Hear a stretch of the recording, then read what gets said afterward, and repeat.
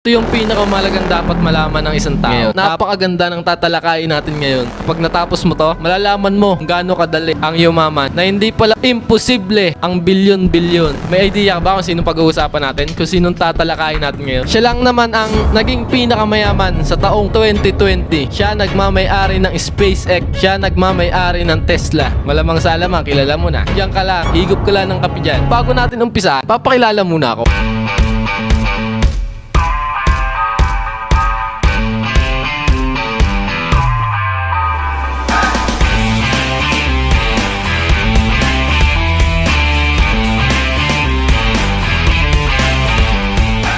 Ano, umpisa na natin? Ready ka na? So tara, game! Pag-uusapan natin ngayon, isa taong naging trilyonaryo, pinakamalupit na negosyante ngayon, si Elon Musk. Si Elon Musk, taong 2019, sinusubaybayan ko na yan. Pero hindi pa ganong brandiin na subaybay pa ang ginagawa ko dyan. Pero nung